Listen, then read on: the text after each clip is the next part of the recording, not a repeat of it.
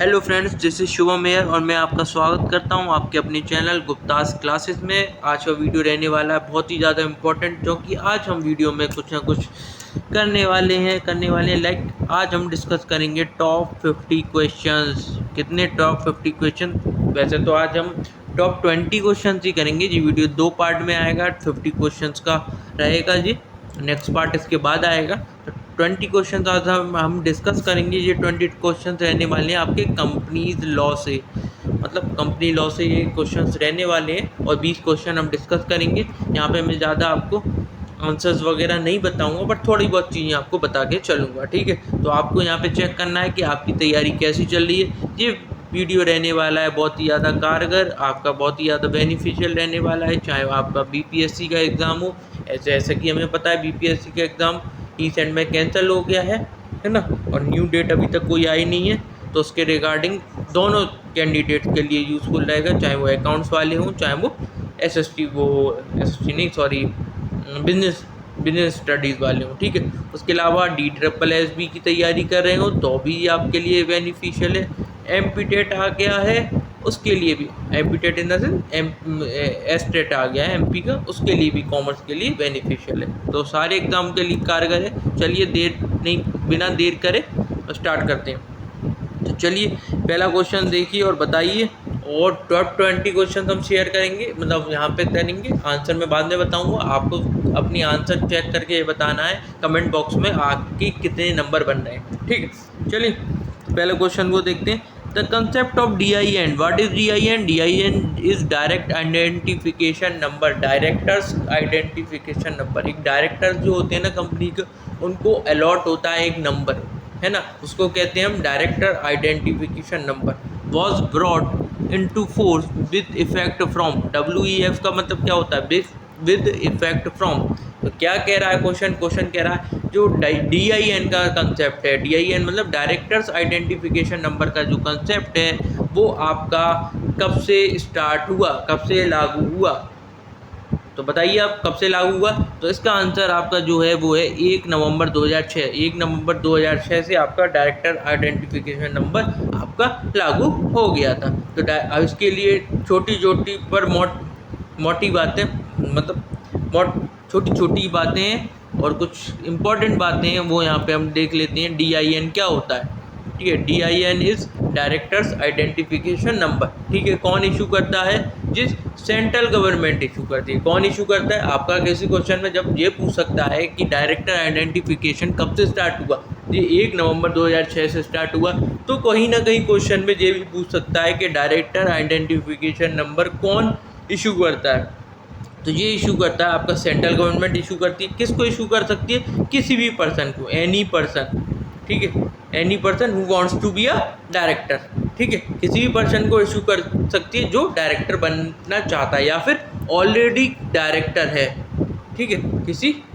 कोई ऐसा पर्सन जो अभी हाल ही में डायरेक्टर बना है पर ऑलरेडी डायरेक्टर है, उसको भी ये सेंट्रल गवर्नमेंट इशू कर सकती है, ठीक है। अब नेक्स्ट बात ये है, छोटी सी बात यही है, हमने ये देख लिया कि कब से लागू हुआ है, 1 नवंबर 2006। कौन इशू कर सकता है? Central government. किस पर्सन को? किसी भी पर्सन को जो डायरेक्टर बनना चाहता है या फिर ऐसा पर्सन जो ऑलरेडी डायरेक्टर है, उसको भी इशू किया जा सकता है। अगली बात इसमें हम देख लेते हैं, छोटी छोटी बट मोटी बातों में। अगली बात ये है कि डायरेक्टर आइडेंटिफिकेशन नंबर कितने डिजिट का होता है? तो ये होता है आपका 8 डिजिट का। तो ये बातें आपको, छोटी छोटी बातें आपको याद रखने वाली बातें जो क्वेश्चन में पूछी जा सकती हैं, तो इसीलिए मैंने ये अलग से बता दिया, ठीक है। अच्छा, 8 डिजिट का होता है ये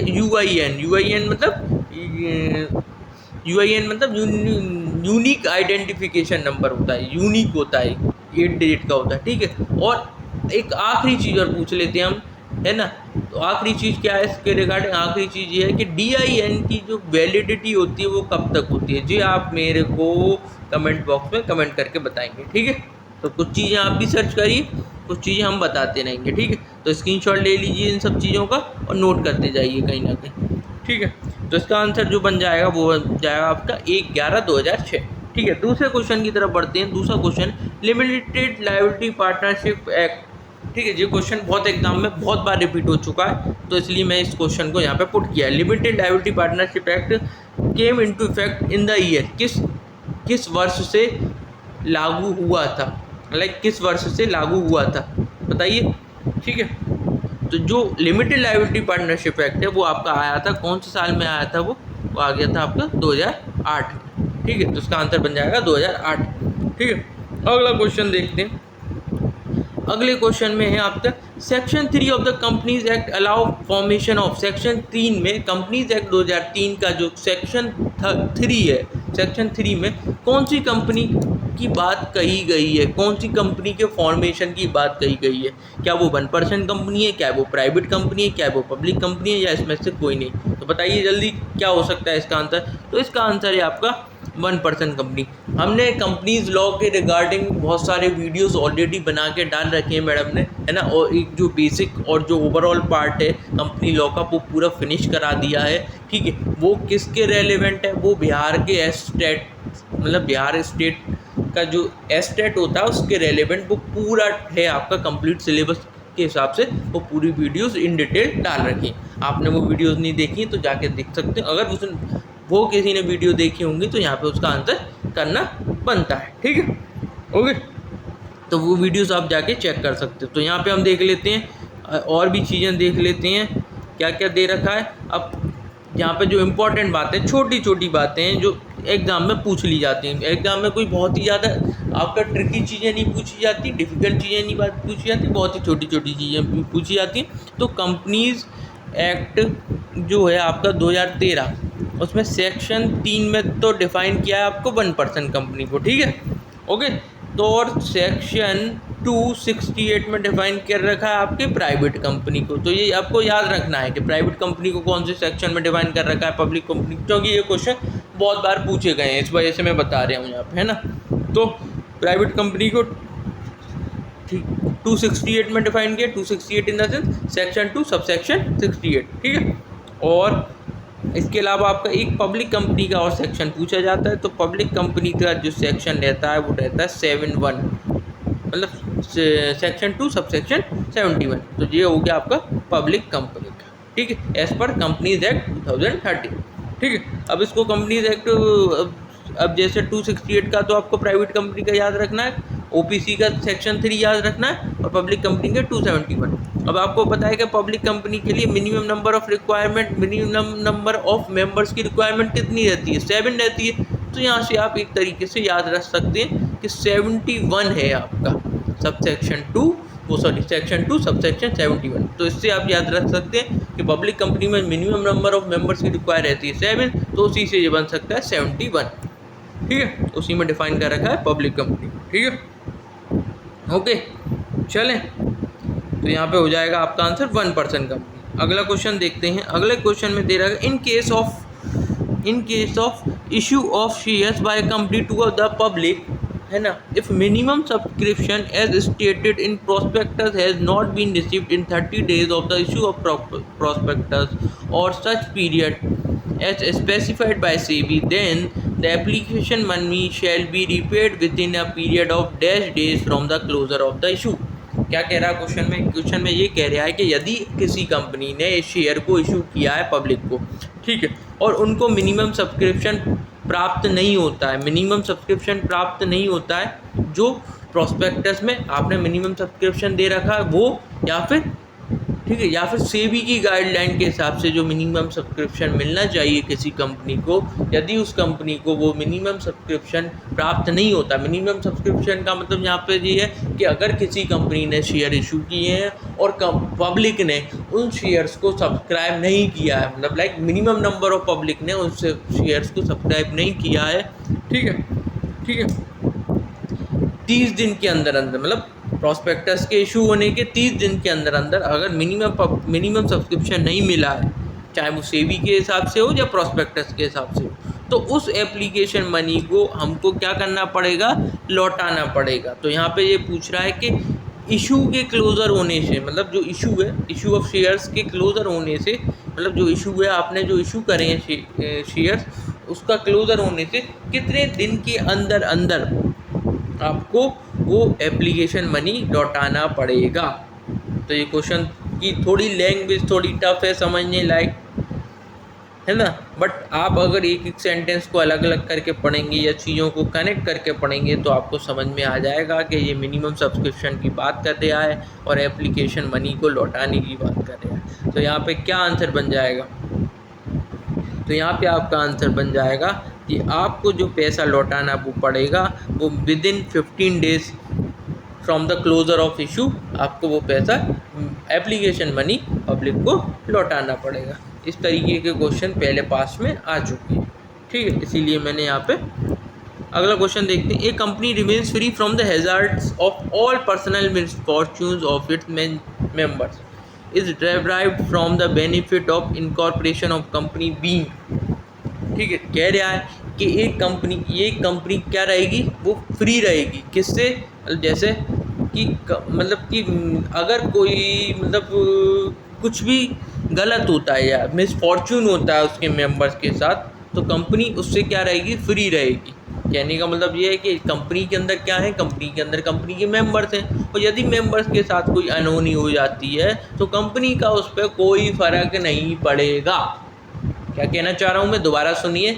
अगर मेंबर्स के साथ कुछ अनहोनी हो जाती है तो कंपनी पे उसका कोई फ़र्क नहीं पड़ेगा। ये किसके अकॉर्डिंग है जी, ठीक है, ये बेनिफिट जो कंपनी को मिला है वो किसके अकॉर्डिंग मिला है, क्या वो लिमिटेड लायबिलिटी के अकॉर्डिंग मिला है, परपेचुअल सक्सेशन के अकॉर्डिंग मिला है, इनफाइनाइट मेंबरशिप के अकॉर्डिंग मिला है, या इंडिपेंडेंट लीगल एंटिटी के अंदर मिला है, बताइए। तो ये जो मिला है वो मिला है आपको, जो कंपनी को जो बेनिफिट मिला है वो इंडिपेंडेंट लीगल एंटिटी, इसको हम कह सकते हैं बिजनेस एंटिटी भी से भी जाना जाता है जी, है ना, सेपरेट बिजनेस एंटिटी या बिजनेस एंटिटी से भी इसको जाना जाता है, ठीक है। चलें अगला क्वेश्चन देखते हैं। अगले क्वेश्चन में क्या है, नेक्स्ट क्वेश्चन में क्या है, the powers of a company are contained in the clause of memorandum of association. जो कंपनीज की पावर हैं वो कंपनीज के एमओए में होती हैं, ठीक है, बट वो किस क्लॉज के अंडर होती हैं पावर्स, जो कंपनीज की पावर हैं वो किस क्लॉज में दे रखी हैं, कौन से क्लॉज में दे रखी हैं, क्या वो कैपिटल क्लॉज में दे रखी हैं, क्या वो ऑब्जेक्ट क्लॉज में दे रखी हैं, क्या वो मेंबरशिप क्लॉज में दे रखी हैं, या नन ऑफ दिस। तो इसका आंसर जो बन जाएगा वो बन जाएगा आपका ऑब्जेक्ट क्लॉज। ऑब्जेक्ट क्लॉज में आपकी कंपनीज की क्या दे रखी होती हैं, पावर्स दे रखी होती हैं, object clause of memorandum of association, ठीक है, ओके। अगले क्वेश्चन पे चलते हैं। Restriction on transferability of share is relevant in case of, मतलब कि हमको पता है कि in a public companies the transferability of share, the transferability of shares are free, like कि in a public company the shares are freely transferable, but in case of a private company there are some restriction on transferability of shares. कहने का तात्पर्य ये है कि private company में कुछ restriction होती हैं, ठीक है, जिनके तहत हम ट्रांसफ़र करने में उन रिस्ट्रिक्शन का सामना करना पड़ता है। तो वही बात कर रहा है कि restriction on transferability of share is relevant in case of, किसके केस में रेलिवेंट होता है जी, आइए देखते हैं। Option only private company having share capital, सिर्फ प्राइवेट कंपनी के केस में रिस्ट्रिक्शन होता है जिसके पास शेयर कैपिटल है। Private company incorporated as a pure guarantee company, क्या इस तरीके की प्राइवेट कंपनी जो प्योर गारंटी कंपनी के तहत स्टार्ट की गई हो, इनकॉर्पोरेट की गई हो। अगला है private company having either share capital और गारंटी कंपनी, कह रहा है कि प्राइवेट कंपनी ऐसी प्राइवेट कंपनी जिसके पास या तो शेयर कैपिटल हो या फिर वो गारंटी कंपनी के तहत वर्क कर रही, दोनों में से कोई भी एक हो या इनमें से कोई नहीं। बताइए, सोचिए, समझिए और रिप्लाई कीजिए। कमेंट बॉक्स में आपको कमेंट करके बताना है आपके कितने क्वेश्चन सही हुए हैं 20 में से, ओके। तो इस केस में यहाँ पे जो आंसर बन जाएगा वो ए बन जाएगा, only private company having share capital. तो ऐसी प्राइवेट कंपनी जिसकी शेयर कैपिटल है, जो share capital having share capital, उनमें क्या होता है there is some restriction on the transferability of shares, ठीक है, okay.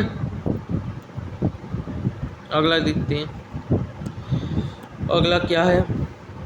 A private company is required compulsorily to limit through its articles the number of members। मतलब क्या है, कह रहा है कि प्राइवेट कंपनी के क्या है, प्राइवेट कंपनी में क्या होता है कि प्राइवेट कंपनी पे नंबर ऑफ मेंबर्स पे क्या होती है, एक लिमिट रहती है।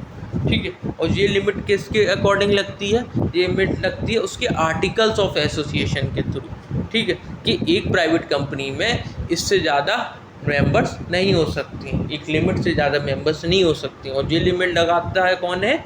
उसका आर्टिकल्स, उस कंपनी के आर्टिकल्स ऑफ एसोसिएशन। तो नंबर ऑफ मेंबर्स कितने हो सकते हैं बताइए? कह रहा है वो कि एक प्राइवेट कंपनी में ज़्यादा से ज़्यादा कितनी नंबर ऑफ मेंबर्स हो सकते हैं। तो यहाँ पे जो आंसर जो बन जाएगा वो नो डाउट आपका 200 बन जाएगा, ठीक है।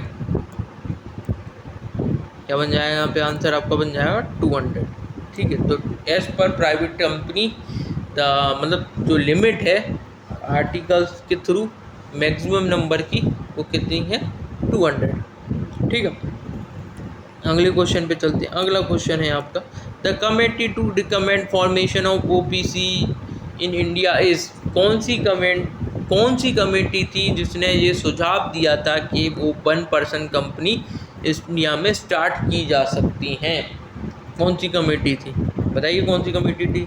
अच्छा, एक चीज़ और बता दूं मैं, ये क्वेश्चन आपका पहले आ चुका है, और ये क्वेश्चन आ चुका है आपका हरियाणा टेट में। हरियाणा टेट जो होता है ना आपका कॉमर्स का एस्टेट, ये आया था आपका लेट सपोज इस साल तो नहीं आया, आई मीन 2023 में नहीं आया, ये शायद से 2022 या 21 के पेपर में आया है ये क्वेश्चन, और मे भी शायद 21 में ही आया, शायद 21 या 22 में नहीं है सर, 21 में, 20 या 21 में, सॉरी 20 या 21 में ये क्वेश्चन आ चुका है यहाँ। तो ऐसे क्वेश्चन हैं जो ऑलरेडी आ चुके हैं और आते रहते हैं, ठीक है। तो इसका जो आंसर वो बन जाएगा, वो आपका बन जाएगा जे ईरानी कमेटी।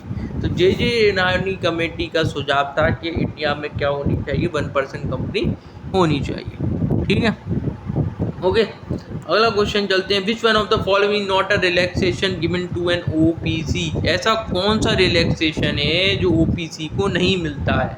आपने ओपीसी वाला लेक्चर देखा है हमारा, तो आप इसका आंसर दे पाएंगे, और नहीं दे रखा देखा है तो नहीं दे पाएंगे। आई मीन ऐसा नहीं कह रहा हूँ कि नहीं दे पाएंगे जरूर, पर चलिए देखिए दे पाते हो नहीं दे पाते हो। तो देखो कौन सा रिलैक्सेशन ओपीसी को नहीं मिलता है?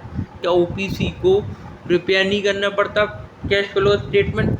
ऐसा पूछा, क्वेश्चन को ध्यान से पढ़ना है कि नहीं मिलता है, रिलैक्सेशन नहीं मिलता है। ये वाला रिलैक्सेशन को तो मिलता है ओपीसी को।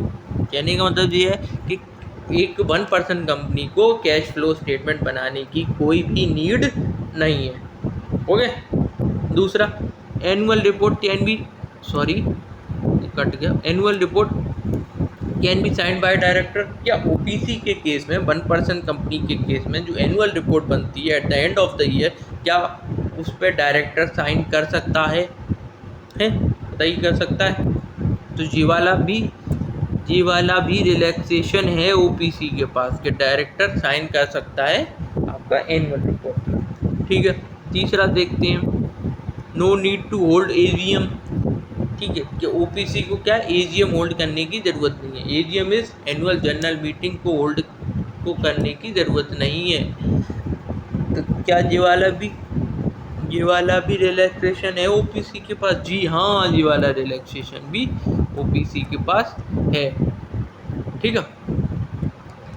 तो अब जब तीनों ही है तो चौथा ही नहीं होगा, फिर आंसर फिर चौथा ही नहीं होगा। तो no need to appoint company secretary, क्या कह रहा है कि कंपनी सेक्रेटरी को अपॉइंट करने की ज़रूरत नहीं है ओपीसी की। तो जी वाला आपका वो बन जाता है गलत। कहने का मतलब है कि ये रिलैक्सेशन आपका ओपीसी को नहीं मिलता है। तो कंपनी सेक्रेटरी को अपॉइंट करने की ज़रूरत होती है 1% कंपनी में भी, ठीक है। चलें अगला क्वेश्चन देखें, इन case of public company total managerial remuneration can't exceed dash percentage of the net profit. ये क्वेश्चन भी आपको पहले आपका आ चुका है, ठीक है। आई थिंक ये आरपीएससी वाले पेपर में आया है। आरपीएससी का जो पेपर होता है ना 11-12 के लेक्चरार वाला जो पेपर होता है आपका राजस्थान में, है ना, उस पेपर में ये आ चुका है, लेक्चरार के कॉमर्स वाले में आ चुका है, ये क्वेश्चन आ चुका है, ठीक है।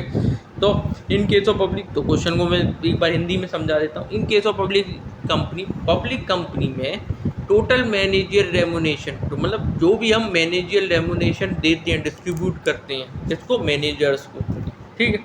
तो वो पूछ रहा है वो कितना होना चाहिए, मतलब कितना परसेंट से ज़्यादा नहीं हो सकता नेट प्रॉफिट के, कितने परसेंट से ज़्यादा नहीं हो सकता नेट प्रॉफिट, ये बात कर रहे हैं आप। तो बताइए क्या हो सकता है। In case of public company total managerial remuneration can't exceed dash percentage of the net profit. तो हम बता दें, इसको हम बता दें, तो इसका जो आंसर बन जाएगा वो बन जाएगा आपका 11। ठीक है, 11% से ज़्यादा नहीं हो सकता। तो आइए इसका थोड़ा सा हल्का सा इसको समझा देते हैं, क्योंकि मैं उन क्वेश्चन पे ज़्यादा ध्यान देता हूँ जो ऑलरेडी आ चुके हैं, तो कहीं ना कहीं उससे रिलेटेड ही अलग क्वेश्चन बन सकते हैं। तो ये टोटल, सबसे पहले तो हम देखेंगे टोटल मैनेजरियल रेम्यूनरेशन के लिए मैंने आर लिख दिया। ये टोटल मैनेजरियल रेम्यूनरेशन जो डिफाइन कर रखा है वो कौन से सेक्शन में डिफाइन कर रखा है। एक तो सेक्शन याद रखना है आपको, सेक्शन 197 सब सेक्शन 1 में आपका डिफाइन है। क्या डिफाइन है? Total managerial remuneration. तो क्या बात करता है जी? तो सेक्शन 197(1) क्या कहता है, चलिए देखते हैं। तो section 197(1) state that for a financial year, the total managerial remuneration that is paid by a public company to the managerial person and the directors can't exceed more than 11% of the net profits of the company। कहने का मतलब ये, कहने का तात्पर्य ये है कि 197 ऐसा स्टेट करता है कि किसी भी फाइनेंशियल ईयर में, ठीक है जी, एक फाइनेंशियल ईयर की बात कर रहा है, ठीक है। तो फाइनेंशियल ईयर को याद रखना है यहाँ पे, जहाँ पे जो मेन पॉइंट यहाँ पे क्या याद रखने का कि एक फाइनेंशियल ईयर में 11% से ज़्यादा, 11% ऑफ नेट प्रॉफिट से ज़्यादा आप क्या नहीं डिस्ट्रीब्यूट कर सकते, मैनेजरियल रेम्यूनरेशन। कहने का मतलब एक तरीके से आप सैलरी डिस्ट्रीब्यूट नहीं कर सकते हो मैनेजर्स को 11% से ज़्यादा। सपोज करिए कि आपकी कंपनी का जो प्रॉफिट है वो है, मान लीजिए 100 में फिगर ले लेते हैं, 100 लाख है आपकी नेट प्रॉफिट कंपनी का, ठीक है। तो नेट प्रॉफिट 100 लाख का 11% क्या हो गया, 11 लाख, ठीक।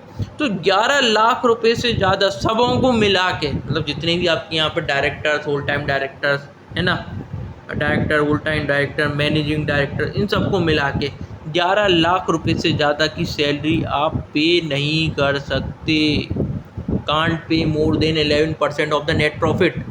ओके, तो जी है यहाँ पे, ठीक है। अब इसमें एक चीज़ और देख लेते हैं, क्या इसमें, अब सर क्या इसमें सबरे शामिल होंगे, कौन कौन शामिल होगा, कौन कौन से डायरेक्टर शामिल होंगे। तो यहाँ पे क्या सर, यहाँ पे मैनेजिंग डायरेक्टर भी शामिल होगा, यस, यहाँ पे एमडी भी शामिल होगा, कंपनी का मैनेजिंग डायरेक्टर भी शामिल होगा, अदर डायरेक्टर्स भी शामिल होंगे।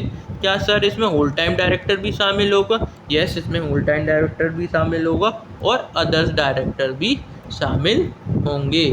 तो यहाँ पे आपको 3 बातें याद रखने वाली बात थी टोटल मैनेजरियल रेम्यूनरेशन के केस में। एक तो आपको एक तो सेक्शन याद रखना था, और ये याद रखना था कि किसी भी फाइनेंशियल ईयर के बारे में बात करेंगे कि 11% याद रखना था, ऑफ नेट प्रॉफिट याद रखना था, और ये और याद रखना था कि इनमें सारे डायरेक्टर्स इंक्लूड हैं, including MD and whole time directors. Okay, तो यहाँ पे ये याद रखने वाली बात थी।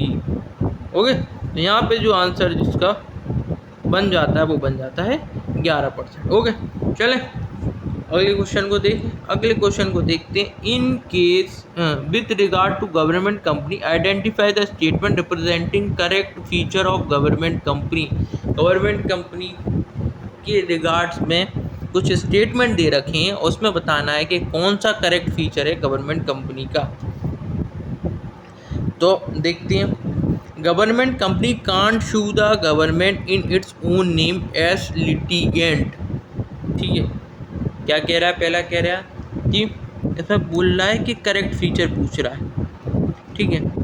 तो government company can't sue the government, ठीक है, in its own name as litigant. कहने का मतलब ये, गवर्नमेंट कंपनी गवर्नमेंट को शू नहीं कर सकती है अपने नाम से एज अ लिटिगेंट। लिटिगेंट मतलब क्या है, लिटिगेंट मतलब जैसे कि जैसे 2 पार्टी होती है ना भाई, कोर्ट में 2 पार्टी होती है, एक पार्टी होती है आपकी केस करने वाली, और जिसके अगेंस्ट केस किया जा रहा है वो होती है दूसरी पार्टी। तो वो कह रहा है कि गवर्नमेंट कंपनी क्या है, गवर्नमेंट पे केस नहीं कर सकती है।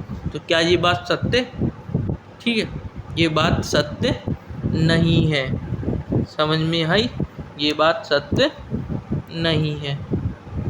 तो ये बात कहीं से भी सही नहीं है, क्योंकि गवर्नमेंट कंपनी भी गवर्नमेंट पे क्या कर सकती हैं, केस कर सकती हैं, सू कर सकती हैं गवर्नमेंट को। तो ये वाला पॉइंट आपका क्या हो जाएगा, गलत हो जाएगा। ठीक है, जब आप केस स्टडी पढ़ेंगे बहुत सारी अलग अलग चीज़ों में, अलग अलग एक्ट्स में अलग अलग केस स्टडी दे रखी है, तो वहाँ पे आपको देखेगा कि गवर्नमेंट कंपनी ने भी गवर्नमेंट पे केस कर रखी है। ठीक है, कैसे केस कर रखी हैं, ठीक है, वो अलग अलग केस स्टडी में पढ़ेंगे।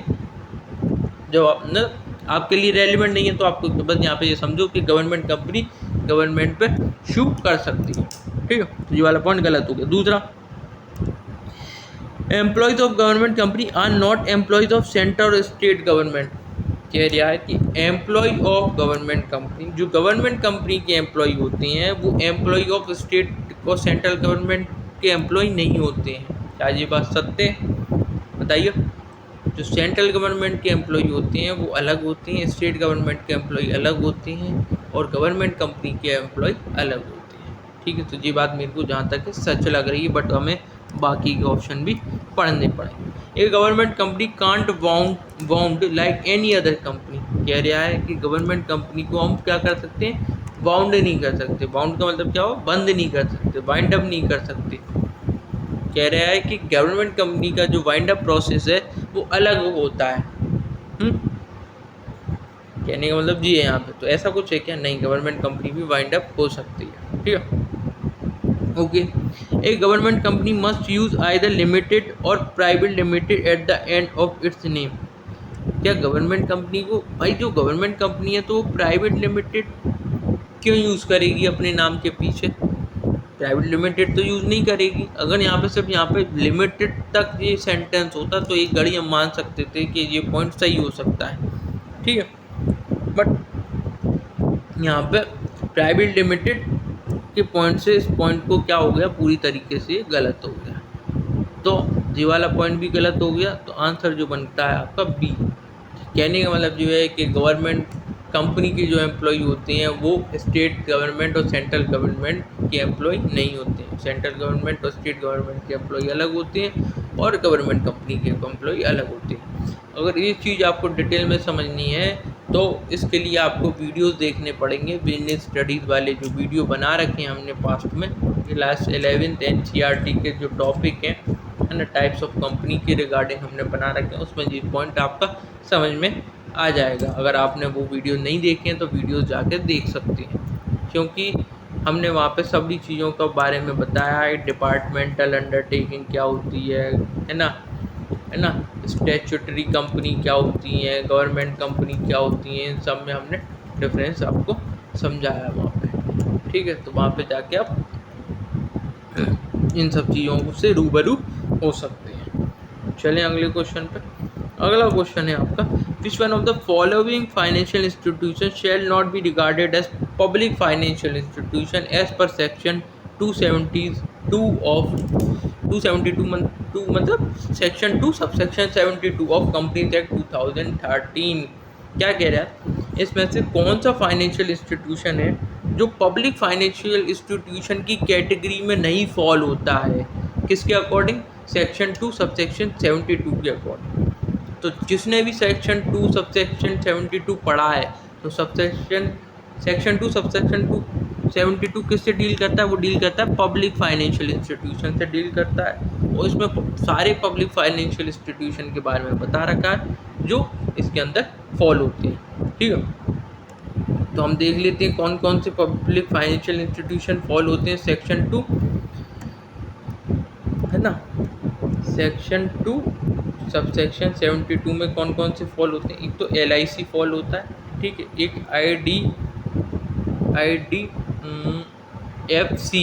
IDFCL करके एक infrastructure development finance company limited, हाँ IDFCL फॉल होता है इस केस में। ठीक है, और कुछ स्पेसिफाइड कंपनी है specified company under UTI act, union trust of India act के अंडर 2002 के अंडर जो union trust of India act है ना, sorry union trust of India act नहीं, यूनिट ट्रस्ट ऑफ इंडिया है ना, unit trust of India act है। तो उसके अंदर 2002 में जो एक्ट आया था उसके अंदर कुछ कंपनीज दे रखी हैं, वो भी पब्लिक फाइनेंशियल इंस्टीट्यूशन की कैटेगरी में फॉल होती हैं। LIC फॉल होता है, IDFCL की फुल फॉर्म में बता देता हूँ, infrastructure development finance company limited. Okay, ये फॉल होती है। कुछ ऐसी कंपनियां हैं जो UTI एक्ट के अंदर आती हैं, वो भी पब्लिक फाइनेंशियल इंस्टीट्यूशन में फॉल होती हैं, है ना। उसके अलावा आपका ऐसी कुछ कंपनी जो मतलब क्या है कि टाइम टू टाइम अगर CG मतलब सेंट्रल गवर्नमेंट नोटिफाइड कर दे मतलब नोटिफाइड कर दे, अगर वो गैजेट में अगर वो गैजेट में नोटिफाइड कर दे उसी कंपनी का नाम, ठीक है, किससे कंसल्ट करके, RBI से कंसल्ट करके अगर नोटिफाइड कर दे गैजेट में, तो वो कंपनीज भी आपकी पब्लिक फाइनेंशियल इंस्टीट्यूशन मानी जाएंगी। तो यहाँ पे ये सब चीज़ें आपको याद रखने वाली बात है। ये 3-4 पॉइंट है, इसको याद रखना है। LIC पब्लिक फाइनेंशियल इंस्टीट्यूशन में आएगी, IDFCL आएगी। ऐसी कुछ कंपनियां जो UTI एक्ट ने स्पेसिफाई कर रखी, या फिर CG मतलब सेंट्रल गवर्नमेंट यदि RBI से कंसल्ट करके किसी कंपनी को नोटिफाई कर देता है, लाइक कि नोटिफाई कर देना मतलब कि इसी कंपनी भी पब्लिक फाइनेंशियल इंस्टीट्यूशन की कैटेगरी में आएगी, तो वो भी आपकी पब्लिक फाइनेंशियल इंस्टीट्यूशन कहलाएगी। ठीक है, तो आपको यहाँ पे सेक्शन और याद रखना है इसका।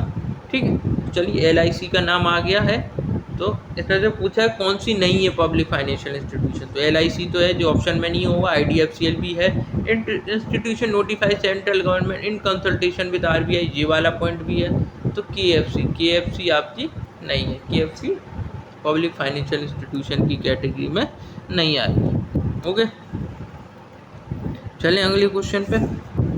अगला क्वेश्चन आपका क्या कहता है, अगला क्वेश्चन कहता है in unregistered company can't have more than dash member. एक कंपनी है जो अनरजिस्टर्ड है, वो रजिस्टर्ड नहीं है, तो उसमें कितने मेंबर से ज़्यादा मेंबर्स नहीं हो सकते।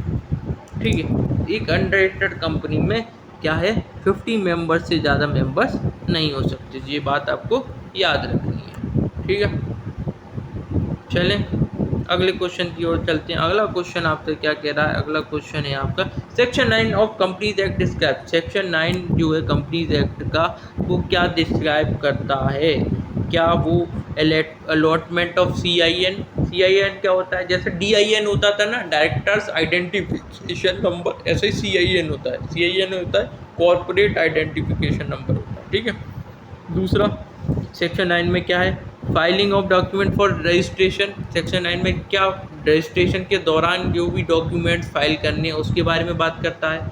रेम्यूनरेशन ऑफ प्रोमोटर्स को दिए जाने वाले रेम्यूनरेशन के बारे में बात करता है, या effect of certificate of incorporation, और या फिर सर्टिफिकेट ऑफ इनकॉर्पोरेशन के क्या इफेक्ट होते हैं।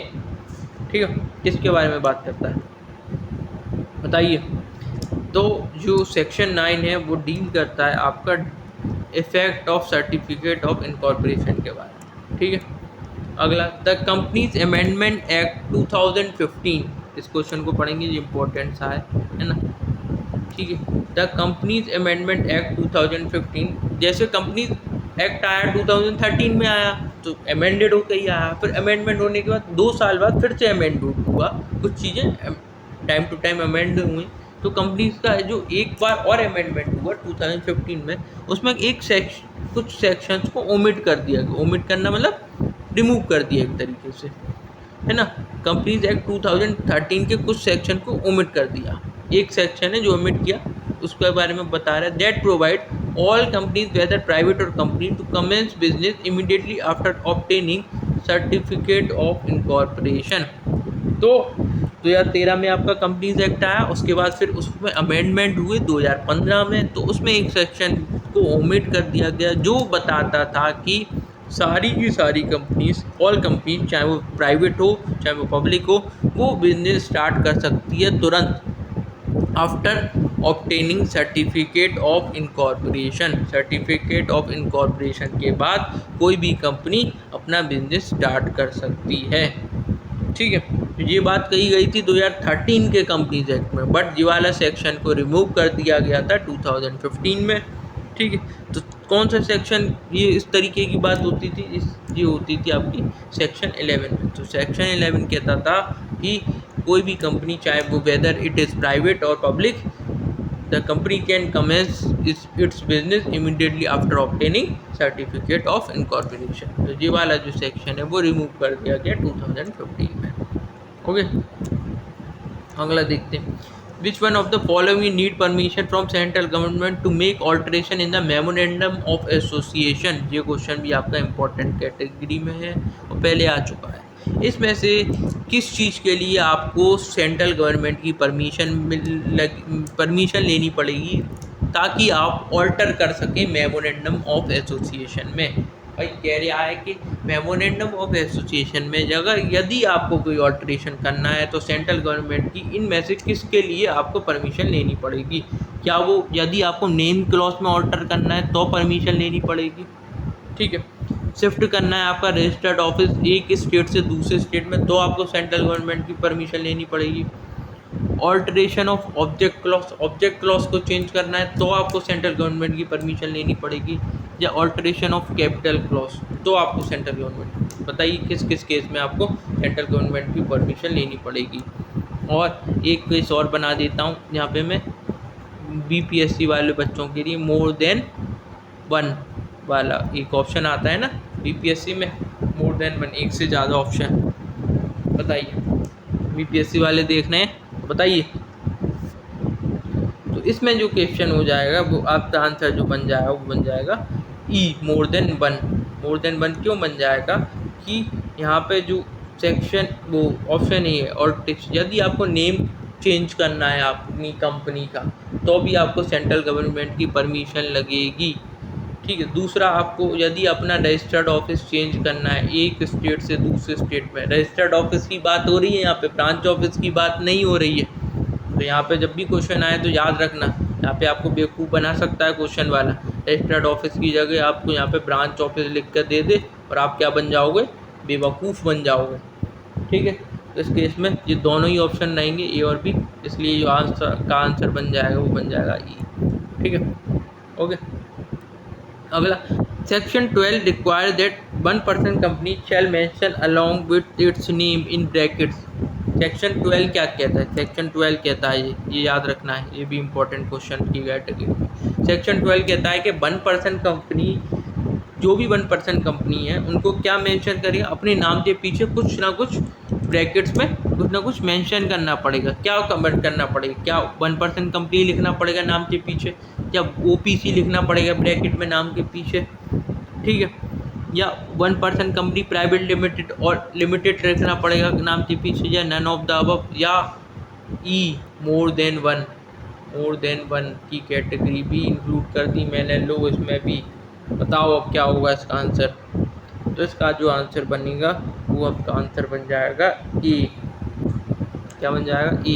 तो मतलब कहने का मतलब है कि 1% कंपनी के पीछे आपको क्या लिखना है ब्रैकेट में, ओपीसी नहीं चलेगा, आपको लिखना पड़ेगा 1% कंपनी। जैसे आपका मेरा नाम शुभम है, मैं जैसे शुभम के नाम से कोई कंपनी है, शुभम लिमिटेड या शुभम लिमिटेड कंपनी है, तो शुभम के बाद मेरे को ब्रैकेट में शुभम 1% कंपनी लिखना पड़ेगा, शुभम लिमिटेड ब्रैकेट में 1% कंपनी। ओके, अगला क्वेश्चन देखते हैं। The clause that state that the name of a state where registered office of the company is situated. ऐसा कौन सा क्लॉज है जिसमें नेम बताया, नेम दिया जाता है किसका, जिस भी स्टेट में आपका रजिस्टर्ड ऑफिस कंपनी का सिचुएटेड है। तो ऑब्जेक्ट क्लॉज में नेम बताया जाता है, मतलब स्टेट का नेम होता है जहाँ पे आपका रजिस्टर्ड ऑफिस है। कैपिटल क्लॉज में होता है, या नेम क्लॉज में होता है, या रजिस्टर्ड ऑफिस क्लॉज में होता है, बताइए। तो इसका आंसर जो बन जाएगा वो आपका बन जाएगा option C, registered office clause में आपका कंपनी का रजिस्टर्ड ऑफिस का स्टेट के नाम दे रखा होता है विद एड्रेस। ओके, अगला, a company must file prescribe document stating is registered office within dash days of its incorporation. एक कंपनी क्या है, कंपनी को क्या करने पड़ेंगे, अपने डॉक्यूमेंट्स को प्रिस्क्राइब डॉक्यूमेंट्स को फाइल करना पड़ेगा, किसके पास, रजिस्ट्रार के पास। ठीक है, अपने रजिस्टर्ड ऑफिस, जो रजिस्टर्ड ऑफिस है उसके रिगार्डिंग जो डॉक्यूमेंट्स है कि मेरा रजिस्टर्ड ऑफिस साहब इस स्टेट में इस एड्रेस पे है। ठीक है, तो उसके जो रजिस्टर्ड ऑफिस है उसके आपको डॉक्यूमेंट किसको सबमिट करने पड़ेंगे, रजिस्ट्रार ऑफ कंपनीज को सबमिट करने पड़ेंगे। कब करने पड़ेंगे, इनकॉर्पोरेशन के कितने दिन के अंदर। यदि आपकी कंपनी का इनकॉर्पोरेशन हो गया है तो उसके कितने दिन के अंदर आपको रजिस्टर्ड ऑफिस के डॉक्यूमेंट रजिस्ट्रार ऑफ कंपनी को सबमिट करने पड़ेंगे। बताइए कितने दिन के अंदर। तो ये इसका आंसर जो बन जाता है वो 30 दिन के अंदर। 30 दिन के अंदर आपको रजिस्ट्रार ऑफ कंपनी को रजिस्टर्ड ऑफिस के डॉक्यूमेंट सबमिट करने पड़ेंगे। ओके, सो आज की कहानी हम यही समाप्त करते हैं। ठीक है, बने रहिए हमारे साथ और अगली वीडियो का इंतजार करिए। अगली वीडियो में बाकी के 30 क्वेश्चन करा दूंगा। तो जी आपका कुछ ये पुराने ही क्वेश्चन हैं जो अलग अलग एग्ज़ाम में आए हुए हैं, तो मैंने सोचा आपको ये क्वेश्चन करा दूं। ठीक है, और तैयारी करते रहिए, हमारे साथ बने रहिए। Bye bye, take care, love you.